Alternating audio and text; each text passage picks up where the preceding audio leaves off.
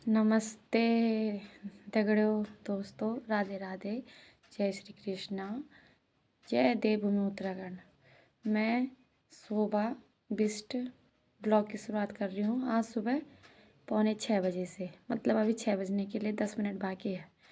तो मैं आप लोगों को बताना चाहती हूँ कि सुबह सुबह हमें उठ के ब्रह्म मुहूर्त में उठ के योगा करना चाहिए। तो मैंने आपको बता रखा है कि मैं सुबह 4 बजे उठ जाती हूँ। 4 बजे उठ के पहले मैं बुनाई करती हूँ, थोड़ा फ़ोन देखती हूँ, फ्रेश होके मुँह हाथ धो के अब ये काम करती हूँ। उसके बाद फिर 6 बजे से मैं झाड़ू पोछा ये काम करने लग जाती हूँ। झाड़ू पोछा, बच्चों के लिए स्कूल के खाना नाश्ता बनाना हो। तो आज टाइम है, आज संडे है, तो आज ये है कि बच्चों की छुट्टी है, तो कोई बात नहीं, थोड़ा लेट हो भी जाएगा झाड़ू पोछा मारने में, तो अभी नाश्ते की चिंता नहीं है। कल रात वैसे हमने मैगी खा रखी है। अब सुबह अभी परांठे बनाऊंगी, आलू बॉयल करूंगी और आराम से परांठे खाएंगे घी के साथ और मक्खन के साथ। अभी मैं थोड़ा घी भी बनाऊंगी। मैंने दही मलाई इकट्ठा कर रखी है 2 टिफ़िन भर के, तो उसका भी मैं आपको ब्लॉग बताऊंगी कि दूध से मलाई इकट्ठा कर करके थोड़ा कर करके टिफ़िन में भर भर के हम महीने का 1.5-2 किलो घी भी बना सकते हैं। लेकिन मैं आपको बताना चाहती हूँ अभी थोड़ा सुबह सुबह योगा कैसे करते हैं। हम जब स्कूल में पढ़ते थे तो भगवती तलिया स्कूल था हमारा, तो हमने 6 से 12th तक सुबह रोज़ पीटी की है। सुबह स्कूल जाना, पहले तो दूर ही था हमारे गांव से। हमारा गांव कमलिया छोटा है और कमलिया छोटा से भगवती तलिया दूर है। जाने में तो सही होता है, पर जब हम आते हैं तो आने में थक जाते हैं, तो हम वहाँ पीटी करते थे। तो मैंने कहा चलो आज अपना स्कूल टाइम याद किया जाए। तो मैंने कहा मैं आप लोगों के साथ भी शेयर करती हूँ कि आप लोगों को भी सुबह सुबह उठना चाहिए, उठकर योगा करना चाहिए, बाहर घूमने जाना चाहिए वॉक पे, जिसके पास टाइम है, जो बुज़ुर्ग लोग हैं। इससे क्या होता है कि आपका स्वास्थ्य स्वस्थ रहेगा। अगर आप घूमोगे, सुबह सुबह की हवा खाओगे, तो आपको दवाई खाने की ज़रूरत नहीं पड़ेगी। वैसे जिस पे जो बीमारी होती है तो बिना दवाई के भी सही नहीं होती, पर कुछ हम अपना शरीर अपने से भी सही कर सकते हैं। तो मैं पीटी करके दिखाती हूँ आपको कि हम कैसे पीटी करते थे। हमारे गुरुजी थे पीटीआई सत्यकाम गुरुजी, वो मेरे पापा के दोस्त थे। तो वो बहुत मारते थे हमें, अगर थोड़ा सा भी टेढ़ा करते थे तो लड़की नहीं बोलते थे, सीधा क्या बोलते थे, ए लकड़ी, लड़की नहीं, ए लकड़ी क्या कर रही है। तो मैं बताना चाहती हूँ कैसे करते थे। तो जब हम स्कूल टाइम में थे तो हम पीटी करते थे। पीटी थी हमारे पहले, ये थी 1 2 3 4 5 6 7 8 8 7 6 5 4 3 2 1 2 3 4 5 6 7 8 8 7 6 5 4 3 2 1 1 2 3 4 5 6 7 8 8 7 6 5 4 3 2 1 थी, एक थी और थी, एक क्या थी, एक थी 1 2 3 4 5 6 7 8 8 7 6 5 4 3 2 1 और क्या थी, और तो कुछ ही है, इतनी याद आ रही है। और कुछ भी होगी तो कमेंट करके बताना कि कौन सी पीटी सिखाते थे गुरु जी। और एक बैठने वाली पीटी भी है, मैं आपको बैठने वाली पीटी भी बताती हूँ कैसे करते हैं। तो बहुत मारते थे, अगर थोड़ा सा भी टेढ़ा किया, हाथ इधर नहीं किया, हाथ से इधर नहीं किए, तो सत्यकाम गुरु जी बहुत ऐसे करते थे। तो हमें मतलब पीटी ऐसे करनी थी कि चाहे हम आर्मी में तो नहीं, ना हम आर्मी में गए ना हम पुलिस ज्वाइन में गए, पर बहुत एक्टिव थे पहले। मैरिट से पहले भी एक्टिव ही थे, आज भी मैरिट के बाद भी बच्चे भी हो गए 34, मेरी एज भी हो गई, मतलब 33 हो गए। 91 की हूँ मैं, तो 91 से लगा लो कि 2025 है, तो कितने साल की होंगी, पर अभी भी एक्टिव हूँ।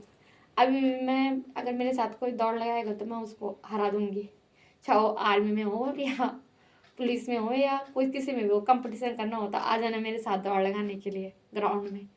बहुत तेज़ दौड़ती हूँ। वो तो अब मेरे स्कूल के दोस्तों को, मेरे मम्मी पापा को, मेरे भाई बहनों को पता होगा ये पहाड़ में कि कैसी थी मैं। एक तो पहले ही पतली थी, गुरुजी बोलते थे, मतलब पतले लोग ये होते हैं कि दौड़ में मतलब एक्टिव रहते हैं। तो मैं स्कूल में क्या बोलते थे गुरुजी कि तू इतनी कमज़ोर क्यों है, तुम। और दोस्त और स्कूल में हमारे मेरी फ्रेंड भी पढ़ती थी, तो क्या बोलते थे कि एक मेरी दूसरी फ्रेंड थी, उसका नाम था ज्योति, तो वो और मैं एक जैसे थे। तो गुरुजी बोलते थे बोला कि तुम एक ही धारे का पानी पीते हो, बाकी तो ठीक ठाक है, तुम दोनों ऐसे क्यों हो, तुम बिस्किट खाते होंगे तब जाके तुम कमज़ोर हो। तो कमज़ोर नहीं थे, हम एक्टिव थे। होता है कि किसी में खाना लगता है, किसी के शरीर में नहीं लगता। अब मैं अभी भी खाना पीना खूब खाती हूँ, पर मेरे शरीर में नहीं लगता। अभी भी मैं मोटी नहीं हूँ, ठीक ही हूँ मतलब। तो ये है। तो चलो मैं आपको अब बैठने वाली पीटी बताती हूँ कि बैठ के हम कैसी पीटी करते थे। ठीक है, हम बैठ के ऐसे करते थे, हम पहले ऐसे बैठते थे, फिर कैसे करते थे, ऐसे एक, कैसे 1 2 3 4 5 6 7 8 8 7 6 5 4 3 2 1 1 2 3 4 5 6 7 8 8 7 6 5 4 3 2 1। ये बैठने वाली बेटी थी, एक बैठी थी, 1 2 चलो निकल रहा है मेरा, 3 4 5 6 7 8 8 7 6 5 4 3 2 1। ये पता नहीं है, थोड़ा थोड़ा भूल गई हूँ मैं। एक क्या थी, एक थी, मुझे आई नहीं रही बैठने वाली पीटी, तो भूल गई मैं, शायद 2 ही पीटी याद है। और क्या थी, एक ही थी ये, 1 2 3 4 5 6 7 8 8 7 6 5 4 3 2 1। ये क्या थी पता नहीं, भूल गई मैं। अब बताना मुझे जरा, मैं अपने दिमाग में, आप कितने साल हो गए, कब छोड़ दिया मैंने स्कूल, 2008 में, मतलब 2008 में मैंने 12th पास कर लिया था, 16 साल की एज में। मेरे दादा ने मेरे को 4 साल में स्कूल में डाल दिया था। पहले टाइम में होता था कि 4 साल में डाल देते थे, कोई कुछ बोलता भी नहीं था। आजकल तो 7 साल से पहले अलाउड नहीं है कि 7 साल से पहले हम स्कूल में नहीं जा सकते। लेकिन हमारे टाइम में हम घर में परेशान करते थे। दादी तो थी नहीं, मेरे दादा थे और मम्मी थी, और पापा मेरे सर्विस में रहते थे। और बाकी चाचा भी, चाचा की शादी नहीं हुई थी, नहीं हो गई थी, चाचा की शादी हो गई थी। चाची चाचा के साथ दिल्ली थी मेरे ख्याल से, घर में परेशान कर रही थी मेरे ख्याल से मैं। दादा की मेरे जलेबी की दुकान थी सरायखेत में, और मम्मी मेरे को जी देखती कि वो क्या बोलते, बैल को बैल थे और गाय थी, बैल और खेती पाती थी। तो मेरे को जी देखती, और मेरी बहन थी एक छोटी सी, वो मेरे से 2.5 साल छोटी है। तो मेरे को जी देखती कि खेती बाड़ी जी क्या जी करती। तो दादा ने मुझे 4 साल में स्कूल में डाल दिया। तो 4 साल में दादा ने मुझे स्कूल में मेरा एडमिशन करा दिया। तो मेरे मम्मी पापा ऐसे नहीं कि इसको थोड़ा फेल करा रहे फर्स्ट सेकंड में, तो धीरे धीरे करके होगी पास। और लोगों ने तो, मेरे साथ के दोस्तों ने तो उन्होंने फेल कराया अपने बच्चों को। मेरे से एक क्लास पीछे गए हो, मेरे साथ पढ़ते थे पहले मेरे दोस्त। अब वो जो देख रहे होंगे वीडियो, तो उनको पता होगा कौन कौन पढ़ते थे, मेरे साथ पढ़ते थे। तो उन्होंने उनको फेल कर दिया, वो 4th में, किसी ने 4th में कर दिया, किसी ने 3rd में कर दिया। कि क्या बोलते, एक भगवती तला जाते थे ना 6th से पढ़ने के लिए, तो वहाँ आती थी नदी गाड़, तो वहाँ आते थे। तो गाड़ पहले पुल भी नहीं था, तो इतनी यहाँ तक वो आती थी, नदी आती, तो इतनी नदी हम ऐसे ही हाथ पकड़ के पार करते थे। तो बोलते थे कि वहाँ पार नहीं कैसे करेंगे, तो फेल कर दिया उनको। अब मेरे मम्मी पापा ने मेरे को फेल नहीं किया, कर देते कि तो क्या पता क्या बोलते, मैं इतनी जल्दी 12th नहीं करती। अब 4th से 1st में डाला, अब फेल तो हुई नहीं, बस 4th से, और 16 साल में मैंने 12th पास कर दिया था। 16 में 12th पास किया, और 16 साल में मेरी शादी की बात भी हो गई। शादी की बात क्या होगी, मेरी कुंडली भी इस हस्बैंड के साथ मिल गई, और 16 साल में मेरी शादी की बात भी हो गई। अब उसके बाद बोला कि 1 साल, अभी तो छोटी है, अभी 18 साल की नहीं हुई। तो फिर 17 साल, 1 साल वेट किया, और फिर जैसे ही मैं बालिग हुई 18 साल में मेरी शादी हो गई। और शादी हो गई तो शादी के भी मेरे 16 साल हो गए। हाँ, 2009 में मेरी शादी हो गई, 2025 लग रखा है। तो अब अपने जीवन में ये हुआ कि आगे कई बातें हुई कि अब ऑप्शन आ गए कि यूट्यूब में हम अपना चैनल खोल सकते हैं, इसमें अपने बारे में बता सकते हैं। तो मेरे माइंड में भी आया कि मैं भी अपना चैनल खोलूँगी, अपने बारे में बताएंगे आगे। हम सपने तो हमने बहुत कुछ देखे थे कि हम आगे पढ़ेंगे। 12th तो कर ही लिया था, पढ़ने का मन था कि मैं BA करूँगी, MA करूँगी, B.Ed करूँगी। मुझे टीचर बनने का भी शौक़ था, डॉक्टर लाइन में भी शौक़ था, मेरी बायोलॉजी अच्छी थी। वैसे मैं पढ़ने में अपने टाइम की टॉपर हुआ। ऐसे मत बोलना, अपनी तारीफ़ कर रही है। जो मेरे दोस्त, मेरे गाँव के मेरे दोस्त स्कूल के देख रहे होंगे तो उन्हें पता होगा कि शोभा कैसी थी। तो मैं भगवती तरिया में स्कूल के टाइम में अपने टाइम की टॉपर थी, एक टॉपर थी मैं। लेकिन वही होता है ना कि टॉपर हो गया कुछ नहीं होता। सबसे पहले होते हैं कुछ भाग्य, कुछ किस्मत होता है। जिसका भाग्य किस्मत साथ देता तो आज क्या पता अच्छी पोस्ट में रहते। लेकिन कोई बात नहीं, अब किसी से क्या शिकायत करनी। हमारे भाग्य में यही था कि बच्चे शादी करो, शादी करके सास ससुर को देखो, उनकी सेवा करो, ससुराल में रहो। फिर शादी हुई, शादी के 2008 में शादी हुई, 2017 तक मैं ससुराल में ही थी सास ससुर के साथ। 2017 में लाए मेरे हस्बैंड मेरे को। ना हम कभी हनीमून पे गए, ना उन्होंने मुझे कभी घुमाने कहीं भी ले गई। 2009 से 2017 तक मैं अपने हस्बैंड के साथ नहीं आ रखी हूँ, सास ससुर के साथ ही रही होंगी। अगर कभी बाई चांस तबीयत ख़राब हो गई, बुखार आ गया, मेरे कुछ भी हो गया तो मम्मी पापा के पास भेज देना, और वहाँ से ठीक करने के लिए फिर 2-3 महीने मम्मी पापा के पास रहूँ और फिर वहीं आना ससुराल। पर हस्बैंड जी अपने अपने साथ नहीं लाए मेरे को, क्योंकि उन्होंने पहले ही बोल रखा था जब मेरी शादी हुई थी। तो नहीं, जब मुझे देखने आए तो 2008 में, उस टाइम मेरे 12th के पेपर कर रखे थे मैंने। हाँ, 12th का एग्ज़ाम दे रखा था और रिज़ल्ट नहीं आया था। तो आए थे मुझे जून 14 तारीख देखने के लिए, और मेरा 12th का रिज़ल्ट आया जून 26 तारीख आया, 28 तारीख आया, ऐसे कुछ आया, मुझे याद नहीं है। तो लोग पूछते हैं आप क्या करना चाहते हो, आप कि वो हैबिट क्या है, आप क्या सीखना चाहते हो, आपको क्या पसंद है क्या नहीं है। अब मेरे हस्बैंड जी ने पूछा मुझे, आपको घास काटना भी आता है? उस टाइम पे अकल भी नहीं थी, बोलने भी नहीं आया, शर्म भी लग रही थी कि आप और कुछ पूछते हैं कि क्वालिफिकेशन क्या है, कितना पढ़ना लिखना आता है। तो ये पूछ रहे आपको घास काटना भी आता है? मैंने कहा हाँ आता है, बचपन से यही तो सीखा। पर मैं ऐसे मत सोचना बोला कि शादी करके मैं आपको अपने साथ ले जाऊंगा, अपने साथ नहीं ले जाऊंगा। मैं अपने मम्मी पापा की सेवा करनी पड़ेगी और घर में रहना पड़ेगा, भैंस भी पालनी पड़ेगी, घास भी काटना पड़ेगा, खेती बाड़ी भी करनी पड़ेगी। तो मैंने हाँ ही बोला, क्योंकि पुलिस में थे। अब उस टाइम पे सरकारी नौकरी थी। बोल नहीं था, हम करे न करे पर किया मैंने। 2008 से 2017 तक मैंने घास भी काटी, भैंस भी पाला, बैल भी पाले, खेती भी की, कुटुल भी लगाया, फावड़ भी लगाया, गोबर भी निकाला, दिहाड़ी भी की, बच्चे भी पैदा किए, बच्चों को भी देखा।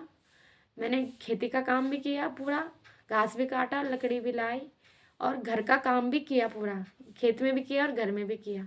कभी किसी को मौका नहीं दिया कि मैं काम चोर हूँ। और ससुराल में भी एक्टिव थी काम करने में, जिसको बोलते हैं किसान। लमडाल नहीं थी मैं कि लमडाल ना, मैं लमडाल, मैं मेरा गांव है जिमदार गांव की हूँ मैं। कमलिया है मेरा गांव, कमलिया मेरा मैथ है, और सील कमलिया। और कमलिया में भी मैं जिम्मेदारी थी, बहुत तेज़ थी काम करने के लिए। और ससुराल में भी मैं तेज़ ही हूँ, और अब मैं यहाँ आ गई परदेश और यहाँ भी मैं तेज़ ही हूँ।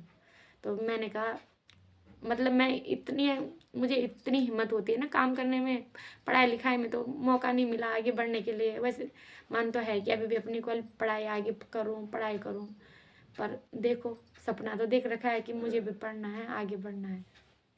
लेकिन ये है कि काम करने में अभी भी मैं 100 आदमियों को हराने की हिम्मत रखती हूँ। काम करने में, दौड़ने में, भागने में, घास काटने में, खाना बनाने में, कुछ भी काम हो, मैं 100 आदमियों को हराने की हिम्मत रखती हूँ। और हरा के दिखाया है मैंने हर कुछ में, सबको। जो देख रहा होगा मेरी वीडियो तो ऐसे मत बोलना कि एटीट्यूड दिखा रहे, घमंड दिखा रहे। घमंड किस चीज़ का? भगवान ने हुनर दे रखा है, एक्टिव दे रखा है, तो घमंड किस चीज़ का? अपने बारे में बताना कोई गंदी बात थोड़ी है। आजकल दुनिया यही तो कर रही है यूट्यूब पे। कम से कम ये तो नहीं कर रहे हैं हम कि हमने ये पकाया, हमने ये खाया। अपनी अपनी मर्जी है ना, कोई कुछ बना रहा है, कोई कुछ बना रहा है। लेकिन मैं आपको अपने जीवन के बारे में बता रही हूँ ना कि हमने ऐसे ऐसे जीवन काटा है, और संघर्ष तो हमने बहुत किया है। शायद हमारे खून में संघर्ष है। हमारी मम्मी ने भी संघर्ष किया है, अपने हमारे पापा ने भी संघर्ष किया है, हमने भी बहुत संघर्ष किया अपने जीवन में। लेकिन आज संघर्ष ही कर रहे हैं। वैसे तो हर कोई संघर्ष ही करता है अपने जीवन में, बिना संघर्ष के तो कुछ जो क्या बोलते हैं रिजल्ट नहीं मिलता, कुछ भी हो। अब हम ये खाना भी बनाएंगे तो जब हम खाना बनाएंगे रोटी, अब रोटी खाने का मन होगा तो पहले हम आटा मानेंगे, फिर क्या बोलते तवे में गैस में तवा रखेंगे, फिर रोटी बनाएंगे। अब आजकल तो ठीक है, ठंड है, गर्मियों में पसीने, यहाँ से पसीना निकाला, यहाँ से पसीना निकाला, कभी हाथ जल गया, तब रोटी बनाते हैं। फिर रोटी बना के तब वो खाई जाती है, तो उसके लिए भी संघर्ष करना पड़ता है। तो जीवन में तो संघर्ष लगा ही है, हर कुछ पाने के लिए संघर्ष करना ही पड़ता है। अब बाकी तो दुख सुख तो अपना अपना भाग्य किस्मत है। अब पढ़ाई तो चलो कोई बात नहीं, पढ़ाई अब हस्बैंड पुलिस वाले मिल गए तो पढ़ाई पढ़ाई हो गई मेरी तो और बच्चे भी ठीक है। वैसे तो मन था कि एक लड़की भी होनी चाहिए, पर भगवान ने मुझे 2 बच्चे दिए हैं। अब सब अच्छा ही है। वैसे तो सब ठीक ही है, मायके से भी ठीक है, ससुराल से भी ठीक है, सब ठीक है, किसी का क्या। बाकी पढ़ने की ख्वाहिश है तो देखती हूँ, सोच तो रखा है कि आगे पढ़ूंगी। अब देखो क्या होता है। कोई कई बार सोचती हूँ तो बोलते हैं कि अपने बच्चों पे ध्यान दे। हस्बैंड को बोलती हूँ, बोला मैंने कि मैं बीए कर रही हूँ, मैं बीए कॉलेज जाऊँगी। तो ना हाँ बोला ना बोला, पर बोला अच्छी बात है। पापा मम्मी को बोला कि पापा मैं बीए कर रही हूँ। बोला बीए कर रही है, क्या करेगी? बोला बीए कर रही है, बच्चों पे ध्यान दे। तो बच्चों पे तो ध्यान दे ही रहे हैं, अपने पे भी ध्यान देना जरूरी है। आजकल अपने पैरों पे खड़ा होना भी ज़रूरी है। चाहे वो हस्बैंड पुलिस में हो या डीएम हो या अफसर हो, वो अपने लिए तो होगा, हमें अपने लिए भी कुछ होना चाहिए। किसी के भरोसे कभी नहीं रहना चाहिए। चाहे हमको 1,000 मिले, चाहे 500 मिले, चाहे 1 रुपये मिले, लेकिन अपने पैरों में हर लड़की को खड़ा होना चाहिए।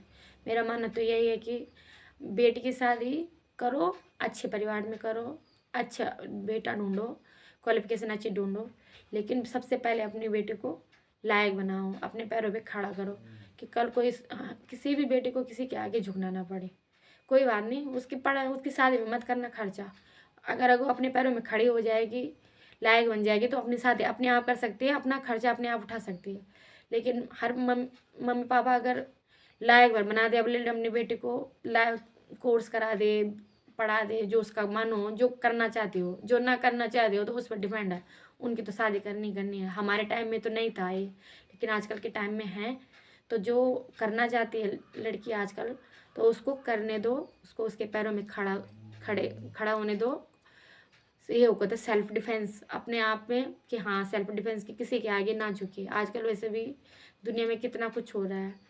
तो बेटी को, हर बेटी को पढ़ना चाहिए, हर बेटी को लायक बनाना चाहिए, और ना होकर भी सीखना चाहिए। ऐसा नहीं कि नहीं आता तो सीखो। आजकल फ़ोन है, यूट्यूब है, इंस्टा है, फेसबुक है। ज़रूरी नहीं कि इसमें गंदी बातें ही आती है, अच्छी बातें भी आती है। सब अच्छी बातें सीखने वाले के लिए अच्छा भी है, ना सीखने वाले के लिए नहीं भी है। सीखने वाले के लिए अच्छा भी है, ना सीखने बुरा भी, और ना सीखने के वाले के लिए बुरा भी है। जो जिस संगत पकड़ेगा वही है ना, जो जैसे संगत पकड़ेगा वैसे गुण पाएगा। तो वही बात है। वो इसका यूज अच्छा होता है, फेसबुक भी अच्छी होती है, यूट्यूब भी अच्छा होता है, इंस्टा भी अच्छी होती है। इसमें कोई बहुत लोगों की थॉट है कि फेसबुक चलाते हो तो वो कैरेक्टर लेस होते हैं, जो इंस्टाग्राम चलाते हो कैरेक्टर ऐसे लेस होते हैं। ये अपनी सोच बदलो।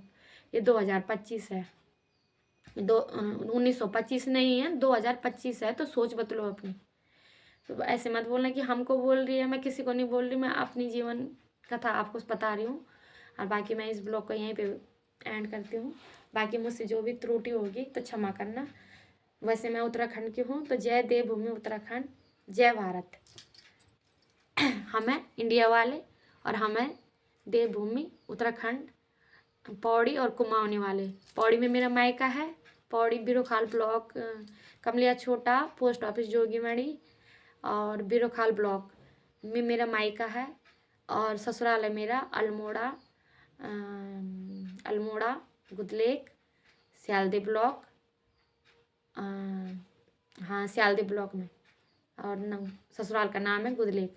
तो मैं तो पौड़ी की भी हूँ, अल्मोड़ा की भी हूँ। पौड़ी आ गया गढ़वाल में और अल्मोड़ा आ गया कुमाऊँ में। तो मुझे गढ़वाली भी आती है और कुमाऊनी भी आती है, इसलिए मैंने अपना वो टाइटल जो ऊपर लिखा, अपना चैनल में लिखा भी है कि मैं गढ़वाली भी हूँ और कुमाऊनी भी हूँ। तो बाकी धन्यवाद।